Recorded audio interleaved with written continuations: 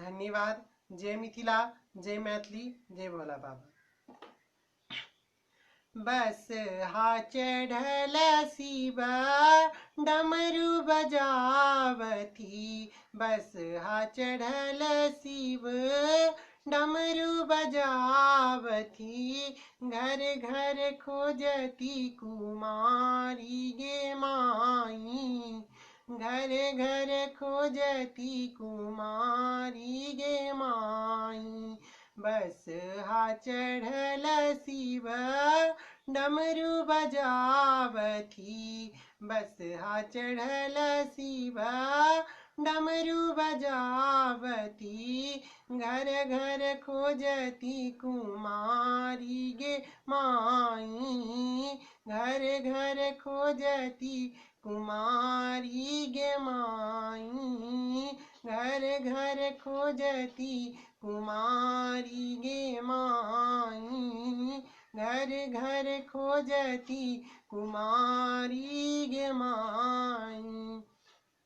गाम पछिमाए का बसती हेमंत ऋषि, गाम पछिमाए का बसती हेमंत ऋषि, ओही घर गौरी कुमारी गे माई, ओही घर गौरी कुमारी गे माई। बस हा चढ़ल शिव डमरू बजावती, घर घर खोजती कुमारी गे माई, घर घर खोजती कुमारी गे माई।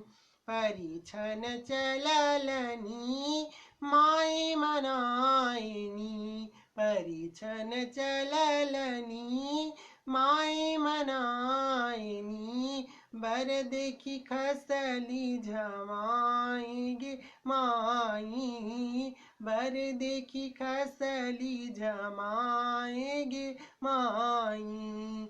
घर घर खोजती कुमारी गे माई, घर घर खोजती कुमारी गे माई।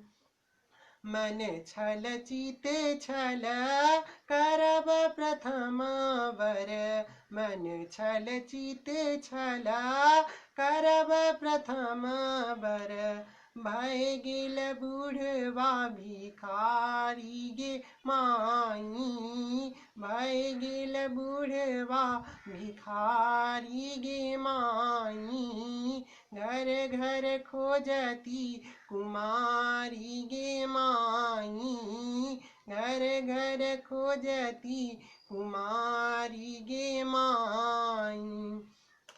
कर जोरी गौरी दाई विनती करई छथी, कर जोरी गौरी दाई विनती करई छथी, सुनु शिव अरजी हमार गे माई, सुनु शिव अरजी हमार गे माई।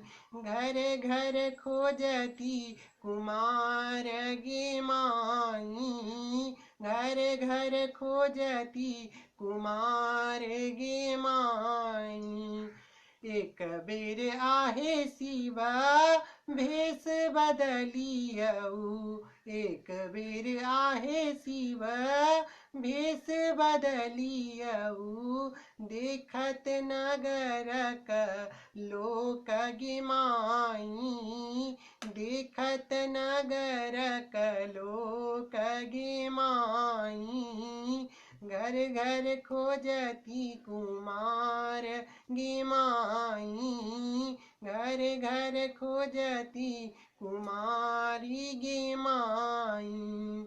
बस हा चढ़ल शिव डमरू बजावती, बस हा चढ़ल शिव डमरू बजावती, घर घर खोजती कुमारी गे माई, घर घर खोजती कुमारी गे माई, घर घर खोजती कुमारी गे घरे घरे खोजती कुमारी गे माई। धन्यवाद। उम्मीद करे छी जे अहाँ सब गोटा के नचारी नीक लागल हैत। केहन लागल कमेंट में जरूर कहब। नीक लागत तो प्लीज प्लीज वीडियो के शेयर करब और मिथिलांचल चैनल के सब्सक्राइब करऽ नहीं बिसरब और घंटी के बेल आइकन के सेहो क्लिक करऽ नहीं बिसरब। धन्यवाद।